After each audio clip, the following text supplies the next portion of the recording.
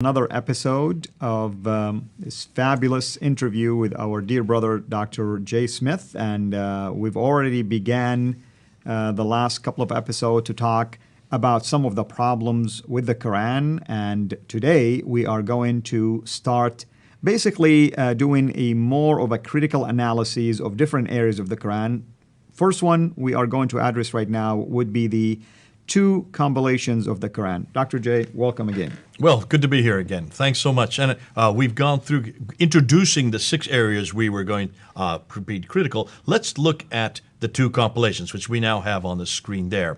Now remember, they claim it's an eternal book, that it was complete by 632, the first recension, and then it was another compilation that comes after that. And that's what we want to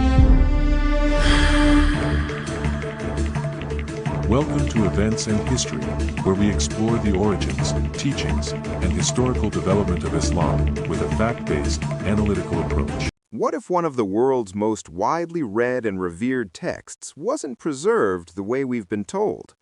This episode dives into a provocative examination of the Quran's early history, exploring claims that the text we know today went through multiple compilations and that the versions closest to Muhammad's lifetime may have been lost or altered.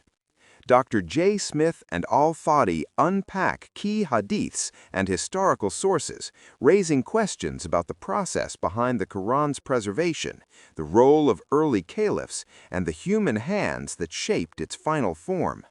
From the original memorization by followers to the compilation ordered by Caliph Uthman, the video challenges you and I to confront difficult historical details often overlooked. Was the Quran truly transmitted intact, or were early manuscripts rewritten, edited, and even destroyed to standardize a single version?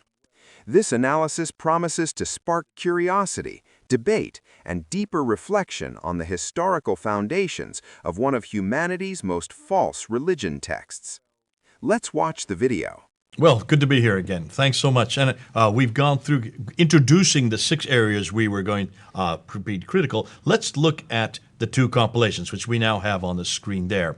Now remember, they claim it's an eternal book, that it was complete by 632, the first recension, and then it was another compilation that comes after that. And that's what we want to question in this episode. So how do we know this? Well, let's go back to the material that all Muslims are dependent on.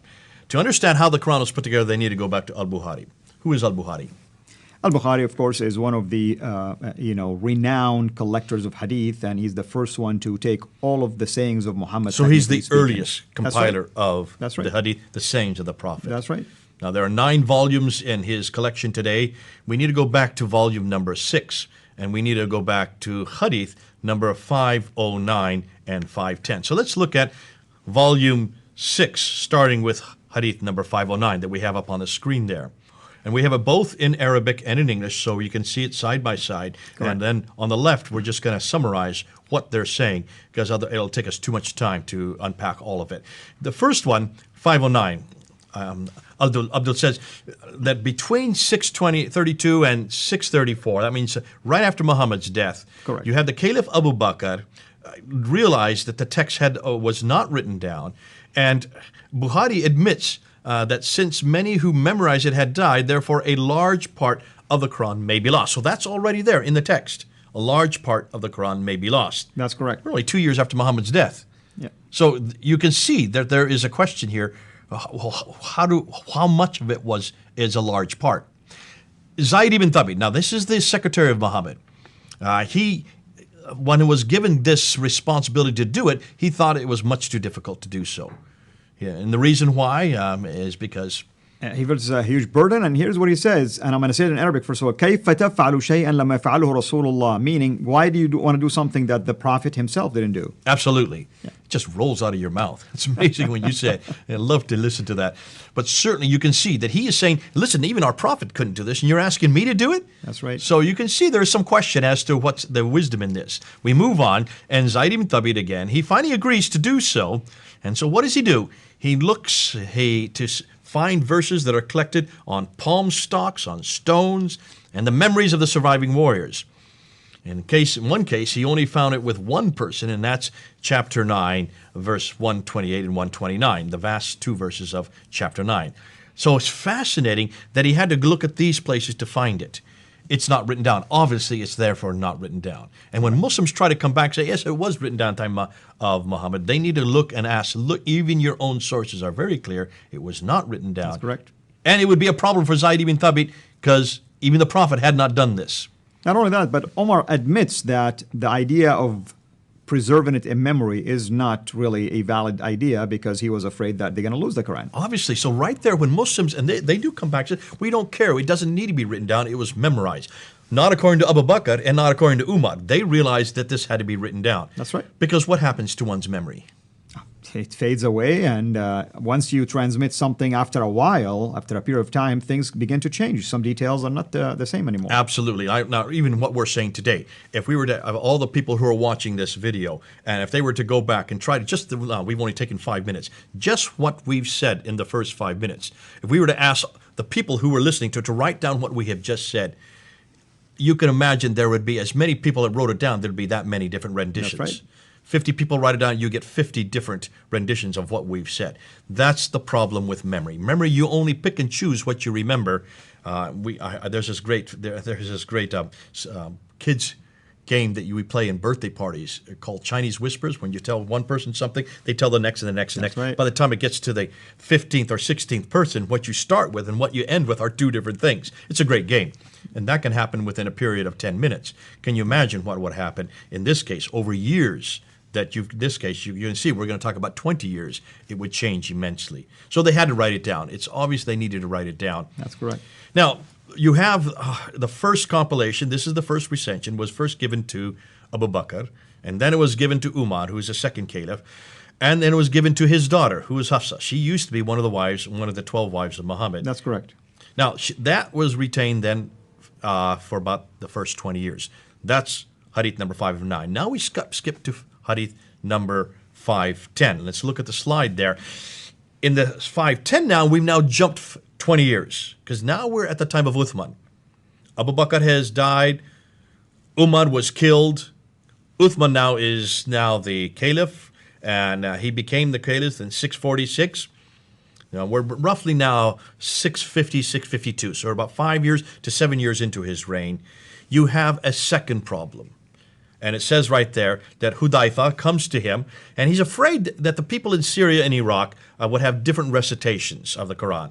So he's asking Uthman to have the Quran written down a second time, to rewrite the Quran using Hafsa's first compilation, that first compilation that was given to Hafsa. That's correct. Now, do you see a problem with that? Absolutely. I tell you what's the problem is he, obviously, Uthman, didn't trust the first copy that was made. He realized there are more copies that are circulating around, and he... Okay, right there, more copies. Needed to so centralize already that. there's admission that there are different Qurans. That's correct. This is an admission, huge admission. Why don't Muslims pick this up? Because they only emotionally want to hear what they want to hear. This is their material. We're not making this up. And you can see we've kept the Arabic there, we've kept the English literal translation, and we're just summarizing what is already there. On the right side of the screen, we're summarizing on the left. That's correct. So you've got some problems here. This is already admission that there were maybe different Qurans. In Syria and Iraq, there are different Qurans. That's correct. So at the very center of Islam, you're getting different manuscripts, different codices, admission of that. So Uthman orders 4 compilers, Zayd ibn Thabit, Zubair, Alas, and Hisham, to rewrite the text. Why do you need to rewrite the text if you've got it right there in Hafsa's copy? And in fact, he asked him to bring that as one of those copies they want to review, but they ended up rewriting it, and as you know, Uthman decided on a certain dialect. Now, here's the central question. I thought there were 7 different readings of the Quran. Why would Uthman settle on one? Why not 7 different reading copies? Okay, now let's back that up. Hold on a minute. Say that again. There were 7 different akhruf or kiryat. That's what the Islamic tradition is, based on a hadith that was written 200 plus years after the time of Muhammad. If that was true, why did Uthman decide on one dialect only? Aha. And what about the other 6? Supposedly he burned them. Okay, second, we haven't got to that yet. Hold on. You've jumped the gun on me on this one. But before we even get into that, let me ask you, as an Arabist, this is your scholar, you're the Arabist, you know what a dialectic difference is. How do you find dialectic difference in a consonantal text? Well, you only find it when you have diacritical markings. And diacritical markings are what? Those are the markations you put above or below letters to help you vocalize and pronounce words. You said that on a previous episode. That's right. In a future episode, we're going to actually show you. We're going to show you on slides what happens when you put the different dots in. That's right. So you have to have diacritical marks to separate the letters one from the other to know which letter you're looking at. That's correct. You can have just a little shape like this, a little bowl shape, a smiley face. One dot is a na, two dot is a ta, three dot is a tha, one dot below is a ba, two dots is ya, na, ta, tha, ba, ya. That's 5 different letters. That's right. From depending on where you put the dots. But the only problem is Uthman didn't even use that. Oh, wait a minute. So there were no dots. Nothing. At this time. You can look at the copies, at least the early Quranic copies that would date to before or after Uthman, and they still don't Diacritical have it. marks didn't exist in the 7th century. They did not. It took about 100 to 150 years for the system to be developed. Is Uthman saying here? He's- This doesn't make sense. Exactly. He's going just by the oral way of saying it. That's I'm going to even dispute that. That he's not even saying this. Well, that's at least what the hadith will insinuate, And as if when it was was the an hadith oral. written? When was this 200 years after. 240 years. That's 'cause right, The to be date, exact, yeah. The date we're talking about, the date we're looking at is 870. Muhammad died in 632. That's right. So you're talking about 240 years later. 870 is when Bukhari died. So just before he died, he's writing this. Now, by the time 870 comes into play, we're talking about the late 9th century, where are the diacritical marks? Right now, they are 870. starting to be available. Yes. They were all there. Yes. By 870, yes, Bukhari knows what he's talking about. But he's talking about his day. That's correct. This is a problem that would have existed in his day, these dialectic differences. So he's redacting on what he thinks must have been happening. He's redacting it back to the 7th century. He didn't know his own history. Probably because he didn't look at the earliest manuscripts like we are able to do today. So you can see immediately this is a 9th century problem redacted onto a 7th century environment. That's correct. And Muslims, you need to hear this because you hear this argument from Muslims all the time. Oh no, these were 7 ahruf. That by definition, ahruf, you have to have diacritical marks to show the different ahruf. That's correct. That's So correct. in a consonantal text which has no dots, has no vowelization, no dhamma, no kasra, no fatha, You're left to read those it hadn't been however you invented yet. In the mid-7th century, none of this makes sense. Absolutely. Oh, I love this. That's a good point. Now, we need to make sure that we underline this, and I hope Muslims especially are listening to this, because these are the claims your leaders make, these are the claims your pundits make, and yet they don't make sense historically. We're doing historical critiques here. Let's move on. So, therefore, he has these for rewrite it in a dialect that didn't even exist, at least not in a written form. You could have had a dialectic, in orally, yes, there was a dialectic difference, but not in a written text. Ooh, I love that. So, we get down to Uthman then sends a copy of this finalized Quran that is different than all the other ones. He sends a copy to 9 cities, and we've got the cities listed up there: Basra, Baghdad, Damascus, Jerusalem, Cairo, Alexandria, Aden, Herat, and Nishapur. Those are the 9 cities.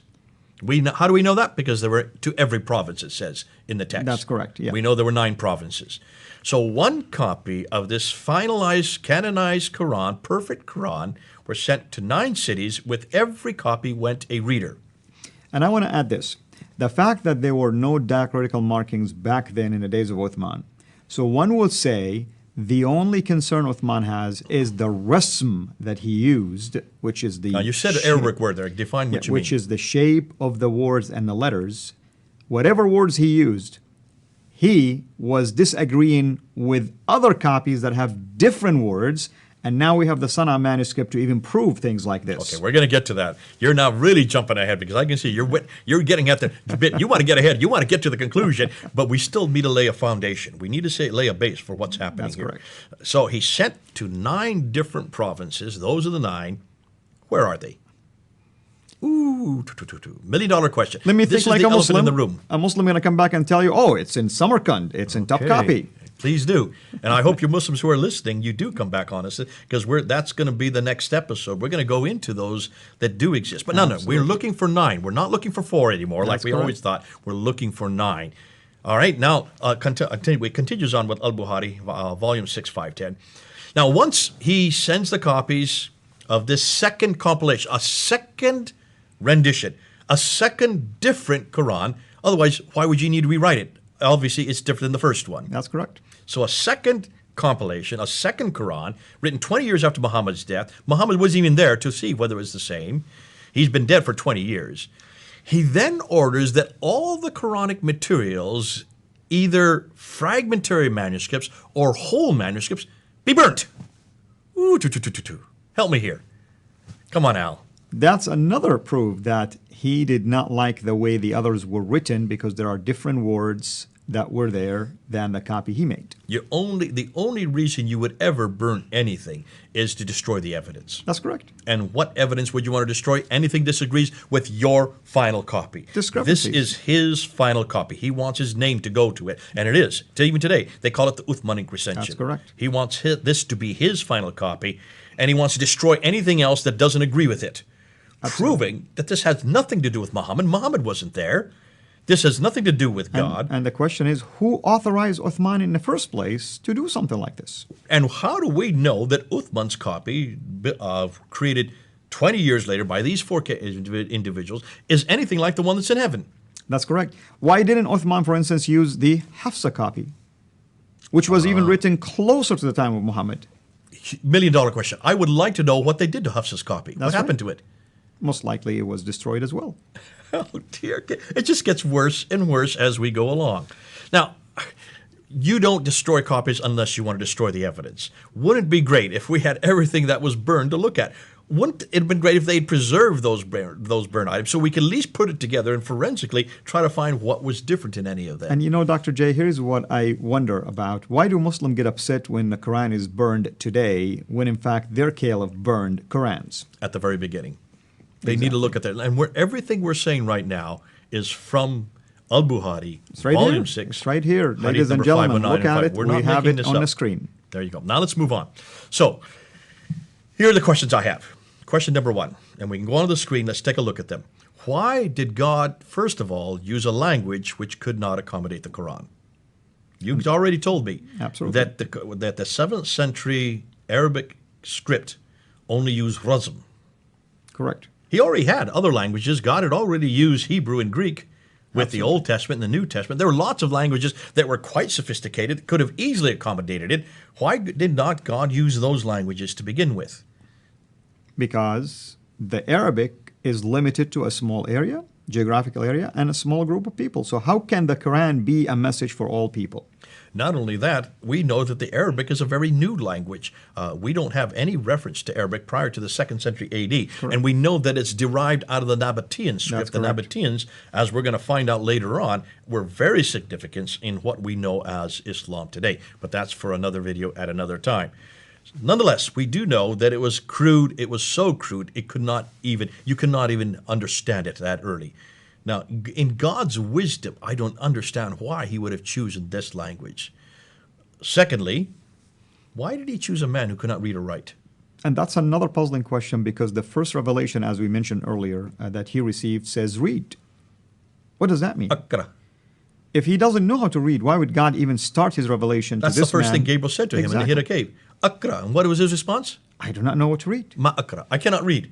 Well, that should have told Gabriel, Ma okay, you ana got the wrong biqari, guy here. he says, you know? Go somewhere else. Obviously, this guy cannot be the arbiter for the greatest revelation for in the history of mankind. If he cannot read, and that was his one goal, that was his one mission, why in the world did Gabriel still stay there with him and say it 3 times? 3 times, squeezing him after each time, That's according to the tradition again. That's correct. By that time, it should have been pretty clear that you've got the wrong man.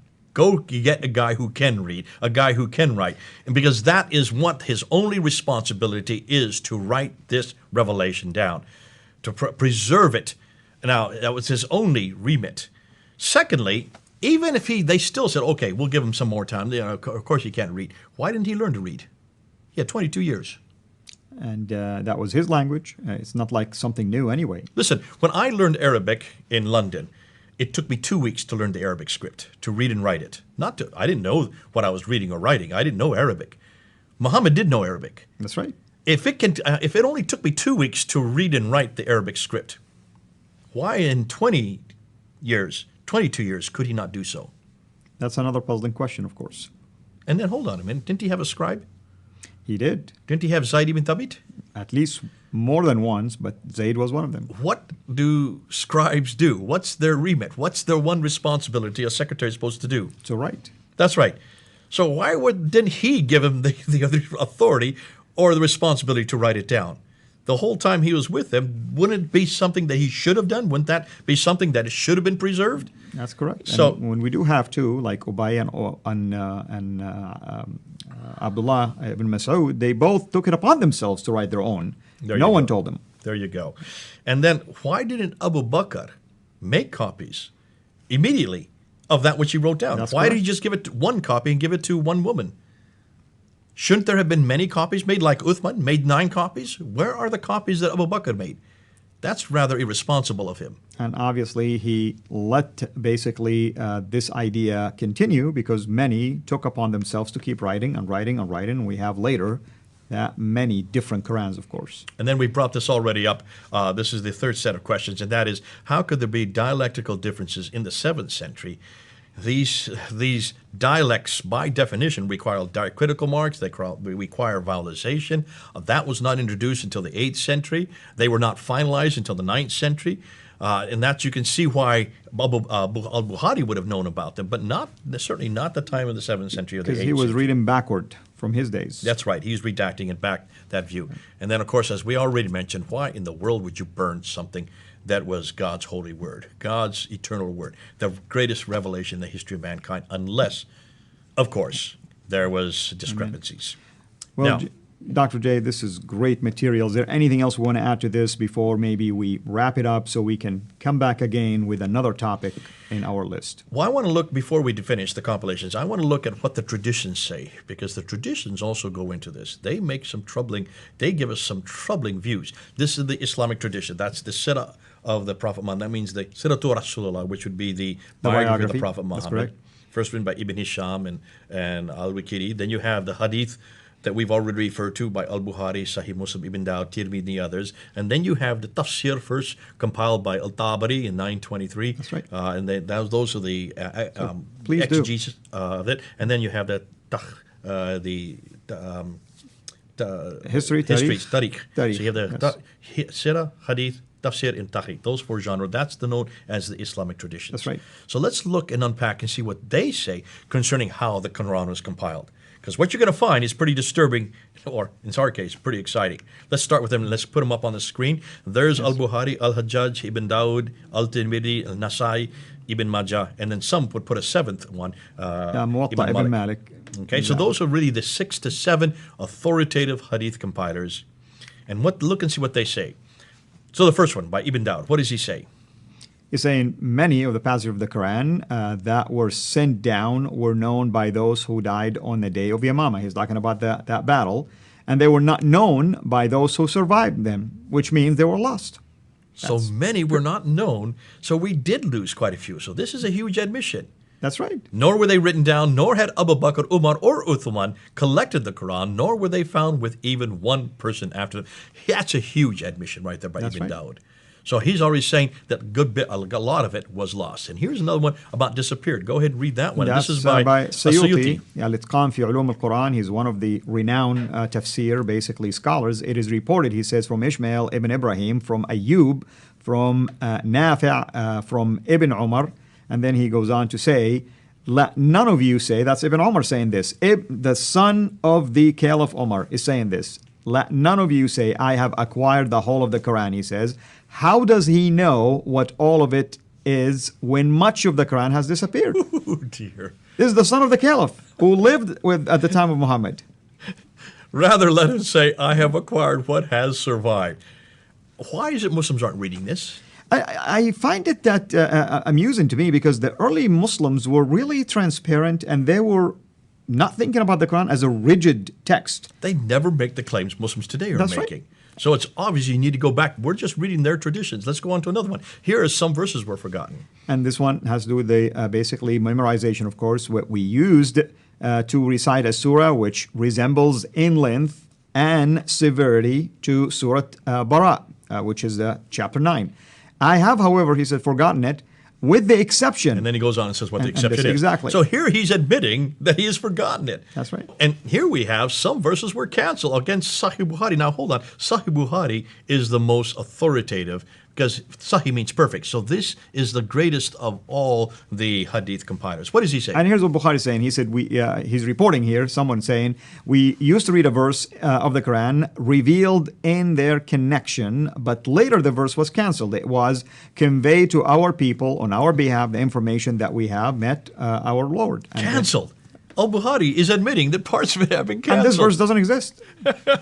Now let's continue with Al-Bukhari because he said that some verses were missing. And this is the great verse on Rajam. Go ahead and read this. I mean, basically, we know that the stoning verse doesn't exist in the Quran, yet stoning is practiced under Sharia law. So it's referring to Surah 24, Ayah 2. In chapter 24, verse 2, it says 100 lashes. But here you have Umar, who is really upset because he says, we used to stone, the Prophet used to stone after us, but I'm afraid that when they read the Quran today, they won't find that verse there. That's right. He's admitting that that verse has been taken out. And this is one of Muhammad's closest companions who became the second caliph. There you go.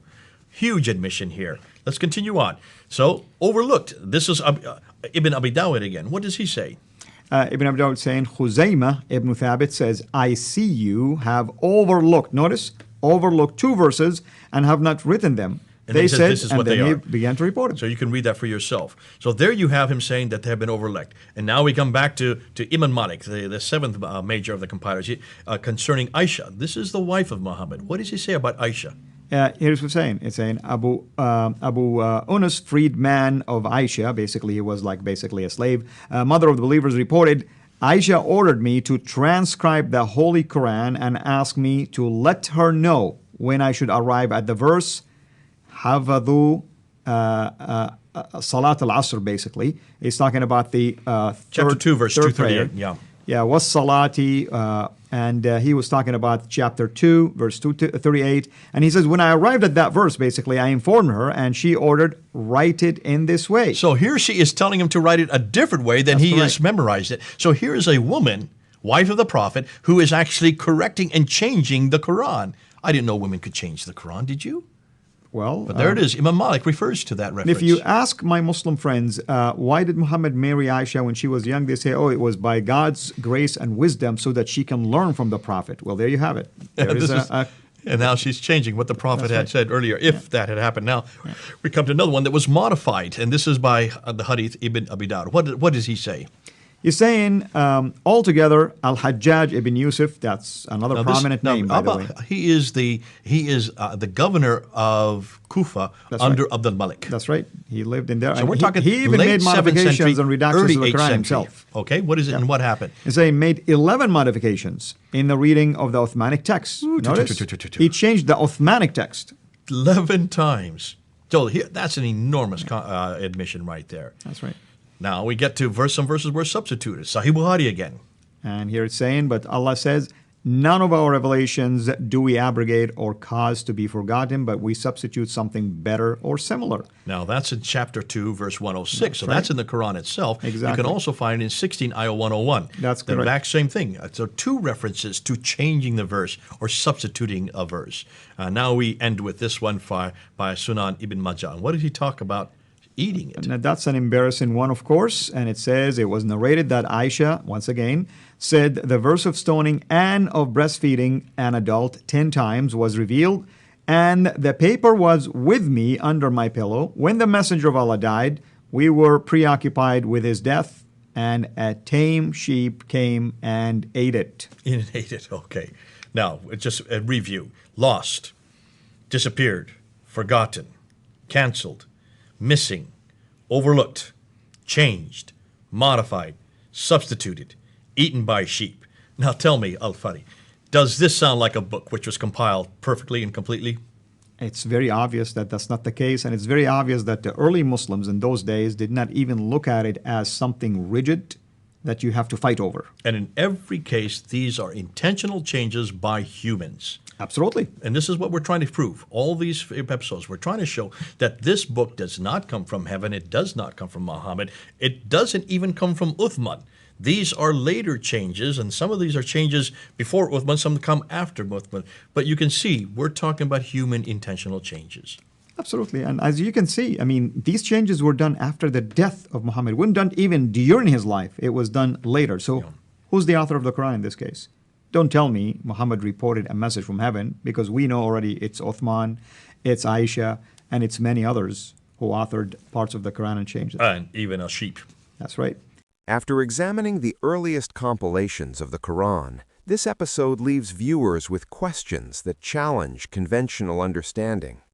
Dr. J. Smith and Al-Fadi trace the path from Muhammad's lifetime to the reign of Caliph Uthman, revealing how the Quran's text, far from being a static divine record, was shaped by human hands.